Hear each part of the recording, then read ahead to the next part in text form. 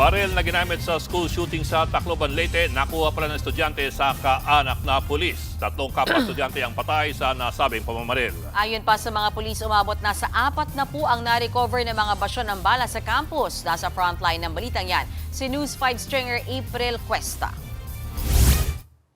Umiiyak sa takot ang mga estudyante sa Tacloban City. Ilang saglit pa, umalingaw-ngaw na ang putok ng baril. Ang isang nakapwesto malapit sa pinto, tinamaan ng bala. Nagtakbuhan palabas ang mga estudyante at guro. Maya-maya, buhat na ng ilang estudyante ang dugoang babaeng kaeskwela nila. Agad dumating naman ang mga otoridad. Napasugod din ang mga magulang. Isang dugoang estudyante rin ang linabas sa isa sa mga classroom. Sa tala ng DepEd Tacloban, 3 ang patay habang 13 ang sugatan. Agad namang inaresto ang isa sa 2 gunman sa loob ng paaralan, habang sumuko naman ang kasama niya. Sa programang One Balita Pilipinas, sinabi ng Tacloban Police na pawang grade 9 at 10 students ng eskwelahan ang mga namaril. Mga lalaki po ito, nasa 14 at 15. Magkaibigan po ito sila. Random lang po ito na namaril doon sa loob po ng classroom. Lumabas din na plano ang pamamaril, ayon mismo sa city government at sa mga pulis. They did let we can tell. Pinost nila, nag-survey sila na nakahamot ng pusil. Base pa sa investigasyon, pagmamay-ari ng pulis ang isa sa mga baril na ginamit ng mga sospek. Pamangkin daw ng pulis ang 14 anyos na gunman, habang ang isang baril ay nakarehistro sa isang security agency. Upon verification, the 9mm Glock belongs or was issued to a policewoman assigned in PRO 8. While the caliber 38 revolver is registered to a security agency in Cebu City. Nasa kustodiya na ng pulis ang 2 namaril na estudyante. Agad namang sinuspindi ang klase sa naturang paaralan at iba pang kalapit na eskwelahan.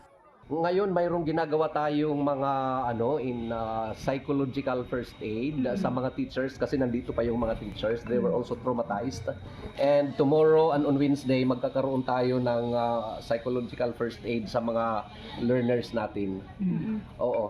So yung mga victims naman, yung family ng mga victims, meron na kaming pinapunta doon na mga personnel from the Department of Education para ma-assist sila.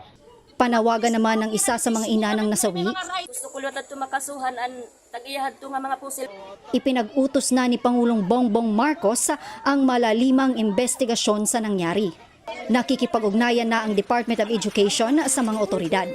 Nagpaabot ng pakikiramay si DepEd Secretary Sani Angara sa mga pamilya ng mga nasawi sa nasabing pamamaril. Nagpunta na ang mga opisyal ng DepEd sa mga biktimang nasa ospital. Dahil sa insidente, iminungkahi ni Senador Robin Padilla na ibaba sa 10 taong gulang ang age of criminal liability o edad kung kailan maaring panagutin sa krimen ang mga kabataan. Marami na akong ipinopost patungkol sa mga nangyayari sa ating kabataan. Merong ng rape, pinatay, merong nang hold up ng jeep.